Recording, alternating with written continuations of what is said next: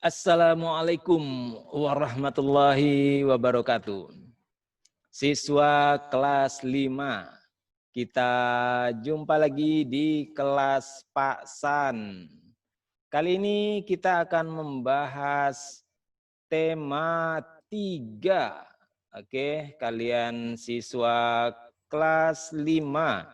Mari sama-sama kita buka buku tema 3. Makanan sehat.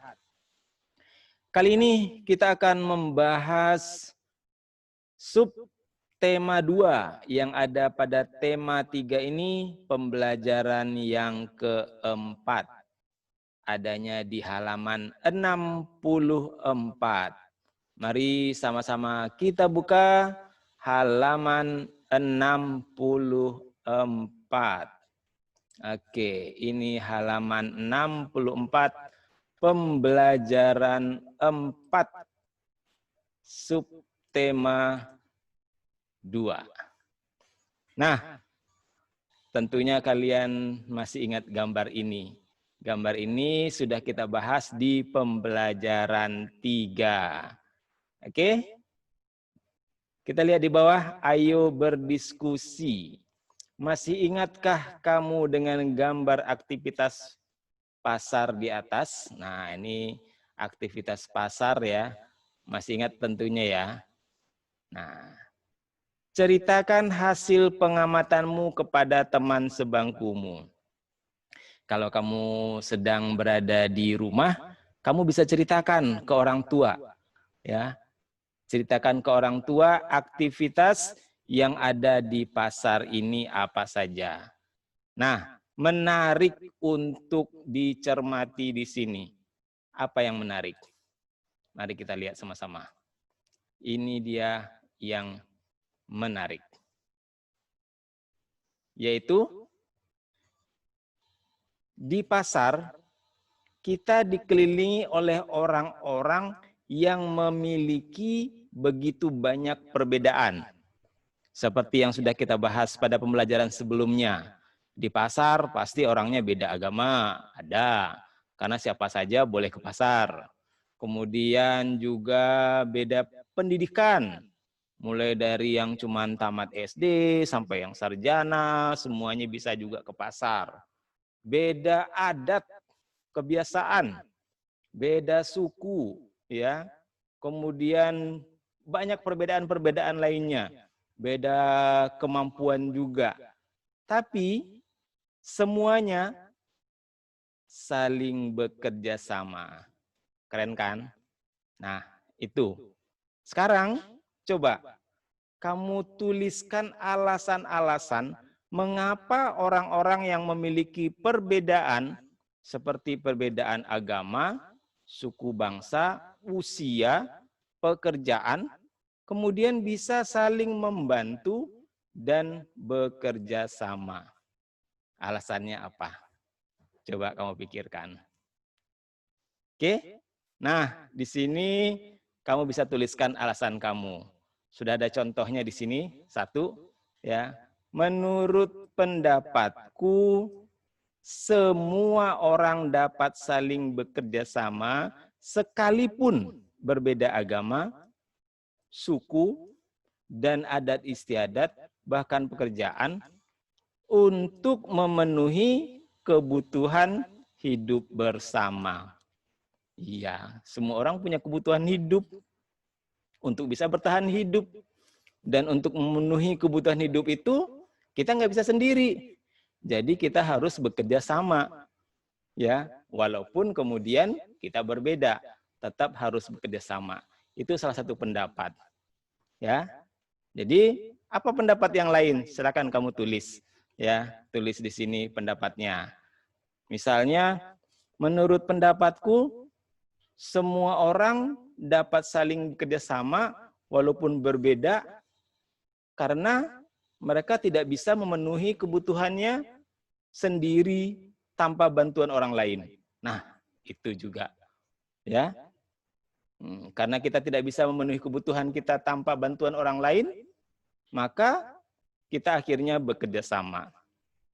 Contoh, misalnya Bapak bisa jadi guru. Tapi Bapak nggak bisa memperbaiki motor. Bapak punya motor. Kalau motornya rusak, Bapak butuh orang lain untuk memperbaikinya. Nah, disitulah kemudian akan muncul kerjasama. Atau misalnya Bapak punya anak. Anak Bapak pingin latihan tari daerah. Dia pingin menguasai tari daerah. Bapak nggak bisa mengajarkan tari daerah kepadanya, pada anak Bapak. Maka kemudian Bapak masukkan ke sanggar tari daerah. Nah, ada kerjasama di situ. Ya, jadi kita bekerja sama karena kita ingin memenuhi kebutuhan hidup bersama. Oke, jadi ada hal-hal lainnya mungkin pasti. Silakan kamu pikirkan. Nah, kemudian di sini ada ayo mengamati. Nih, ada gambar di sini nih. Kamu amati baik-baik nih. Gambarnya ya. Ini ada gambar. Kemudian juga ada gambar. Ini adat istiadat ya. Di sini juga ada gambar peta Indonesia. Masih ingat nih tentang peta Indonesia? Coba kita lihat ya, peta Indonesia nih. Nah, ini pulau apa? Pulau Sumatera. Kemudian ini Pulau Jawa, ini Pulau Kalimantan, Pulau Sulawesi, ya di ujung Pulau Jawa ini ada Bali, di sini ada Madura, ya kemudian ada pulau-pulauan di sini Nusa Tenggara, ya ada Maluku, kemudian ada Papua, Papua Barat sebelah sini. Oke, jadi itu wilayah Indonesia. Nah, terus di bawahnya ada lagi. Ya, kalian lihat nih. Gambar-gambar seperti ini. Ya. Nah, apa yang kamu lihat dari beberapa gambar di atas? Kemudian, apakah hubungan semua gambar tersebut dengan gambar peta Indonesia? Jelaskan. Ya. Kalian lihat, gambarnya beda-beda nih. Kebiasaan orangnya beda-beda. Adat istiadatnya beda-beda. Tapi kita semua adalah satu Indonesia. Oke? Nah, itu yang penting. Sehingga di sini ada teks yang harus kamu baca. Mari kita pahami bersama. Bangsa Indonesia memiliki sebuah semboyan yang luar biasa, yaitu Bhinneka Tunggal Ika. Ini dalam lambang negara kita, burung Garuda. Di sini nih, ya pada pita yang dicengkeram oleh kaki burung Garuda ini tertulis Bhinneka Tunggal Ika. Itulah semboyan yang luar biasa dari bangsa kita. Apa sih artinya? Ini artinya berbeda-beda tetapi tetap satu tujuan. Jadi kita biarpun berbeda, kita adalah satu. Nah, sekalipun di Indonesia terdapat begitu banyak suku, banyak sekali juga perbedaan agama, ras, adat istiadat, bahasa, ya dan lain-lain, semuanya bersatu sebagai saudara, sebangsa dan setanah air. Jadi kita semua bersaudara, kita saudara sebangsa dan setanah air. Nah, perbedaan dan keanekaragaman itu sebuah kekuatan. Jadi jangan dianggap sebagai kelemahan. Wah, kita berbeda jadi lemah. Enggak. Perbedaan itu justru menjadi kekuatan yang kemudian juga memperkaya. Ya, jadi berbeda membuat kita kuat dan kaya karena beraneka ragam sifat budaya bangsa Indonesianya. Kemudian itu semua akan memperkuat persatuan dan kesatuan bangsa. Oke, jadi itu intinya semboyan bangsa kita Bhinneka Tunggal Ika. Nah, apa yang dapat kamu simpulkan dari bacaan di atas? Ya, gimana pendapatmu? Jadi yang bisa kita simpulkan adalah bangsa Indonesia biarpun berbeda-beda, tetap satu tujuan. Kita satu, kita bersaudara, sebangsa dan setanah air. Kemudian perbedaan yang kaya itu akan membuat kita menjadi kuat. Oke? Nah, di sini berikan contoh-contoh kegiatan yang dapat kita lakukan atau mungkin sudah kamu lakukan untuk mendukung keberagaman sosial di lingkungan sekolahmu. Ini banyak sekali ya kegiatan-kegiatan yang sudah kita lakukan. Ya, mendukung keberagaman sosial. Artinya mendukung apa? Keberagaman sosial itu menjadi sesuatu yang bisa kita nikmati, ya, kita enjoy, kita hidup dalam keberagaman itu, dan walaupun berbeda-beda, tetap kita bersatu, tetap kita bekerja sama. Nah, contohnya apa? Misalnya kalian orang Padang, tapi kemudian ketika mau menampilkan tarian dalam pentas seni, kamu menarikan tari Jawa. Nggak apa-apa, itu mendukung keberagaman sosial. Oke, itu contohnya. Dan banyak contoh-contoh yang lainnya, silahkan. Kemudian, di sini disampaikan lagi, ya, dengan keberagaman, manusia dapat saling bekerja sama dan bahu-membahu untuk memenuhi kebutuhan hidupnya, baik secara ekonomi, sosial, maupun budaya.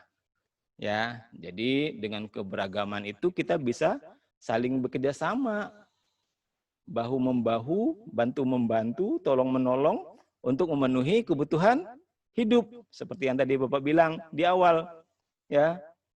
Biarpun Bapak bisa mengajar misalnya, lalu dengan mengajar Bapak bisa memenuhi kebutuhan hidup Bapak di situ. Nah, tapi kemudian Bapak nggak bisa memperbaiki motor, maka Bapak butuh orang-orang yang bisa memperbaiki motor untuk memenuhi kebutuhan hidup Bapak. Nah, misalnya seperti itu, dan hal-hal lainnya.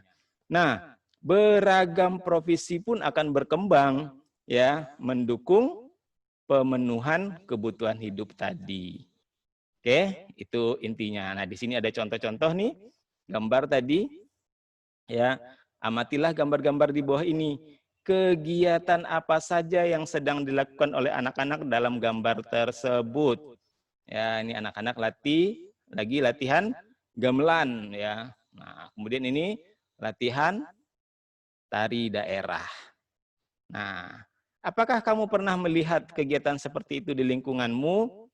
Tentunya pernah ya. Nah, kemudian coba ceritakan hasil pengamatanmu di depan kelas. Kalau kamu di rumah, bisa kamu ceritakan kepada orang tuamu. Nah, kedua gambar di atas bercerita tentang upaya manusia dalam sebuah pembangunan sosial budaya. Jadi sekarang kita bicara tentang pembangunan sosial budaya. Pada pembelajaran sebelumnya, kita udah bahas tentang pembangunan sosial. Masih ingat ya? Pembangunan sosial itu ada aspek sosial, ada aspek ekonomi. Itu pembangunan sosial. Ya, seperti berdagang tadi itu aspek sosial, ada aspek ekonomi, pembangunan sosial. Kalau pembangunan sosial budaya, selain ada aspek sosial dan aspek ekonomi tentunya, juga ada aspek budaya. Apa saja aspek budaya? Aspek budaya itu bahasa, tarian, ya. Kemudian apalagi misalnya adat istiadat, ya, itu aspek budaya. Nah, di sini ada contoh nih, bahasa Indonesia merupakan contoh upaya manusia dalam sebuah pembangunan sosial budaya. Ya, dengan adanya bahasa Indonesia. Coba kalau misalnya bahasa Indonesia nggak ada, yang ada bahasa Jawa, terus bahasa Sunda. Walaupun masih sama-sama di Pulau Jawa, itu bahasanya beda. Ditambah lagi kemudian bahasa Betawi, ya. Kemudian ada lagi bahasa Batak. Nah, nggak bisa ngomong, berbeda suku. Tapi dengan adanya bahasa Indonesia, yang kemudian bisa menjadi bahasa bagi semua, maka disitulah kemudian terjadi pembangunan sosial budaya. Ya, kemudian ada kegiatan seni juga yang bertujuan melestarikan budaya Nusantara. Ya, kemudian juga merupakan upaya untuk pembangunan sosial budaya di situ. Oke, di sini hal lainnya dalam pembangunan sosial budaya adalah pendidikan. Itu juga penting. Nah, contohnya kemudian di sini dari pembangunan sosial budaya itu adalah semakin terbukanya kesempatan bagi kaum wanita untuk bersekolah dan menuntut ilmu setinggi mungkin. Itu juga pembangunan sosial budaya. Oke, jadi banyak sekali ya. Nah, silakan kamu amati di sekitarmu. Tentukan atau temukan contoh-contoh upaya manusia dalam pembangunan sosial. Ingat tadi ya, pembangunan sosial itu adalah pembangunan yang ada aspek sosial dan aspek ekonominya. Tapi di sini maksudnya adalah pembangunan sosial budaya. Jadi selain ada aspek sosial, aspek ekonomi, juga ada aspek budayanya. Aspek budaya itu tadi bisa bahasa, bisa pendidikan, bisa adat istiadat, ya, dan lain sebagainya. Oke, kemudian tulis laporanmu di sini. Ya, judul laporannya apa, tujuannya apa, tempat pengamatan, tanggal pengamatan, dan hasil pengamatan, serta kesimpulan. Nah, di sini ada percakapan nih, yang penting juga nih, ya, tentang sosial budaya, tapi nanti dikaitkan dengan iklan. Ya, di sini ada Dayu, Beni, dan Siti. Ya, Dayu bicara nih. Kalau kamu, apa contoh yang dapat kamu berikan tentang pembangunan sosial budaya, Ben? Menurutku, acara kuliner Nusantara yang sering diadakan di lingkungan sekitar kita merupakan contoh pembangunan sosial budaya. Acara kuliner Nusantara itu adalah contoh pembangunan sosial budaya. Ya, kenapa? Karena dengan begini kita dapat melestarikan makanan khas daerah. Ya, kita juga turut memperkenalkan kepada orang lain yang berbeda kebudayaan dengan kita untuk mencicipi dan bersama-sama menikmati makanan khas daerah tersebut. Nah, kamu lihat di sini kan? Jadi ada pasti aspek sosialnya, di situ akan ada interaksi manusia. Juga ada pasti aspek ekonominya. Di situ nanti ada jual beli. Kemudian ada aspek budayanya, yaitu makanan khas daerah. Nah, itu contoh pembangunan sosial budaya. Oke? Makanya kemudian Siti bilang, betul sekali Ben. Nah, kamu tahu tidak, acara kuliner Nusantara yang diadakan minggu lalu itu sukses besar loh. Semua berkat iklan-iklan di media cetak dan elektronik yang beredar sejak sebulan sebelumnya. Jadi, kenapa sukses besar? Kenapa orang rame ya dalam acara itu? Karena ada iklan di media cetak dan elektronik. Jadi orang-orang sudah tahu, sebulan sebelumnya sudah diumumkan, ya, sehingga kemudian pada saat acaranya pada datang dan sukses. Nah, ini contoh iklannya. Pesona Pangan Nusantara ke-10. Ya, nah ini. Kemudian ada iklan di sini yang iklan tentu harus menarik ya. Nih, iklan memang harus dibuat semenarik mungkin. Kalau iklannya nggak menarik, orang nggak jadi datang. Kalau iklannya misalnya memperkenalkan sebuah produk agar dibeli orang nggak jadi beli. Ya, seperti itu. Jadi iklan memang harus menarik. Walaupun iklan itu kadang-kadang salah. Nah, ini kamu lihat nanti ya di teksnya di sini nih. Ayo membaca. Nih, bacalah percakapan di bawah ini secara bergantian. Nah, ini kita lihat ya. Jadi tidak kita belajar bersama hari ini. Jadi ya di rumahku. Asik. Nah, aku sudah menyiapkan minuman ringan loh. Itu yang sedang banyak diiklankan akhir-akhir ini televisi, ya, sejak ada iklan itu, aku selalu membelinya. Nah, ini si Udin berarti sudah terpengaruh oleh iklan. Sejak ada iklan itu, dia selalu membelinya. Jadi dia tertarik, ya. Iklannya bagus, pingin nyicipin, wah ternyata memang nikmat minuman ringannya. Akhirnya beli lagi, beli lagi. Nah, kemudian Sitinya jawab nih, wah, setauku semua jenis minuman ringan itu tidak baik bagi kesehatan. Nah, kadar gula dan pengawetnya tinggi. Tuh, kadang-kadang. Ya kan? Belum lagi bahan-bahan kimia lainnya. Tuh, ada bahan kimia lainnya. Jadi jangan terlalu sering mengkonsumsi minuman ringan seperti itu. Ya kan? Nah, kemudian ya bisa jadi ya kan. Nah, pamanku juga pernah mengatakan hal yang seperti itu. Minuman ini memang mengandung banyak vitamin dan mineral. Nah, kemudian minuman ini juga memiliki manfaat. Nah, bela dia. Ya tentu saja semua iklan dimaksudkan untuk menarik hati pembelinya. Jadi yang disampaikan adalah hal-hal yang baik tentang minuman itu. Tapi hal-hal yang tidak baik nggak akan disampaikan. Ya, kalau misalnya dalam iklan disampaikan juga hal-hal yang tidak baik, ya nggak jadi beli orang-orang. Gitu, ya. Jadi iklan memang seperti itu. Ya. Nah, akan tetapi tidak semua yang di iklan itu kan benar adanya, ya. Sehingga kita harus berhati-hati dalam memilih apa yang akan kita konsumsi. Ya, jadi jangan kamu karena keberhasilan orang membuat iklan ya tentang sesuatu lalu kamu terperdaya sehingga kemudian mengikuti iklan tersebut. Beli, minum, padahal sebenarnya bisa jadi kalau untuk jumlah yang banyak tidak baik bagi kesehatan. Oke?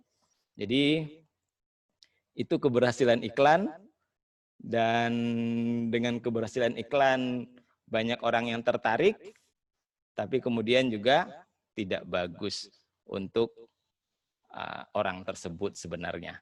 Nah, apa sebenarnya yang baik? Di sini ada contoh nih, infus water ya atau disebut juga dengan spa water. Oke. Nah, di sini akan kita coba bikin. Ya, di sini ada membuat minuman kesehatan. Tapi sebelumnya kita bahas dulu apa sih air infus ini? Ya, jadi ini air infus ya itu sebenarnya air bening yang telah diberi tambahan potongan buah atau herbal sehingga memberikan sensasi rasa air tertentu. Nah, jadi boleh potongan-potongan buah jeruk misalnya ya, atau buah melon, atau potongan-potongan jeruk nipis. Nah, ya dan air ini bermanfaat bagi kesehatan ya, karena ada tadi vitamin-vitamin mungkin ya atau zat antioksidan mungkin di dalam buah yang kemudian berada dalam air itu juga dan kita minum masuk ke dalam tubuh kita. Jadi secara teknis ya, secara teknis air infus ini dibuat dengan memasukkan irisan buah-buahan ke dalam air putih. Kemudian didiamkan beberapa jam sampai sari buahnya keluar dan air akan berubah rasanya. Nah, itu adalah infus water. Oke, nah ini minuman kesehatan. Ya, bagaimana cara membuatnya? Ini bahan-bahannya, misalnya seperti ini hanya misal ya. 1,5 sendok makan perasan jeruk nipis. Jadi jeruk nipisnya diperas. Kemudian setengah jeruk lemon. juga diperas. Kemudian setengah timun. Timun diiris-iris ya. Kemudian ada lagi daun mint 4 lembar. Kemudian setengah liter air putih. Nah, ini daun mint tidak harus, boleh kalau misalnya ada atau yang lain juga nggak apa-apa. Ditambah lagi buah-buahan yang lain juga boleh. Nah, cara membuatnya bagaimana? Jeruk nipis diperas dan disisihkan sebanyak 1,5 sendok makan. Jadi jeruk nipisnya diambil 1,5 sendok makan cairannya. Kemudian jeruk lemon ya dibelah 2, kemudian diperas juga. Nah, masukkan semua bahan ke dalam botol kaca yang berukuran 1 liter. Ya, kemudian tutup rapat. Nah, diamkan dalam lemari pendingin selama semalam. Jadi sorenya kamu buat, baru besoknya dinikmati. Oke? Jadi minuman berenergi ini siap dikonsumsi keesokan harinya. Nah, kamu coba di rumah ya, bikin ini, kemudian nanti setelah kamu buat, besoknya kamu coba nikmati, tulis ulasan kamu di sini. Bagaimana? Ya, apakah membuat badan kamu jadi segar? Apakah ketika meminumnya juga terasa segar? Atau ada rasa-rasa yang lain? Silahkan, itu pendapat kamu, bebas aja, silahkan kamu tulis di sini. Oke, Bapak kira itu sebagai penutup biasa ada yang harus kamu renungkan. Apakah menurutmu ya hal-hal yang kamu pelajari hari ini berguna bagi kehidupanmu? Tadi yang sudah kita bahas itu menurut kamu berguna nggak sih? Ya. Nah, kalau misalnya berguna, jelaskan apa menurut kamu kegunaannya. Oke. Nah, kemudian ada kegiatan bersama orang tua juga, ya. Carilah gambar dari majalah dan koran yang mencerminkan interaksi manusia dengan lingkungan sosialnya. Ya, tadi banyak contohnya ya, seperti di pasar itu ada interaksi manusia ya dengan lingkungan sosialnya, ya, pembeli dan pedagang. Ya, kemudian nanti di tempat-tempat ibadah juga pasti ada interaksi sosial. Ya, antara jamaah dengan imamnya misalnya kayak gitu. Ya, antara Pak Kiai dengan muridnya. Ya, di sekolah juga ada interaksi sosial. Kemudian di rumah juga ada interaksi sosial banyak sekali ya, antara pemimpin dan bawahannya. Nah, orang tua dengan anak juga itu sebenarnya interaksi sosial. Cari gambar-gambar itu, kemudian kamu identifikasi jenis-jenis interaksi yang terjadi. Sebutkan siapa saja yang terlibat dalam interaksi tersebut. Oke, Bapak kira itu sebagai pengantar untuk pembelajaran yang keempat ini, tema 3, subtema 2 di kelas 5. Oke, Bapak kira seperti itu. Terima kasih. Silahkan kamu lanjutkan dengan membaca buku tematiknya. Selamat belajar di rumah. Assalamualaikum warahmatullahi wabarakatuh.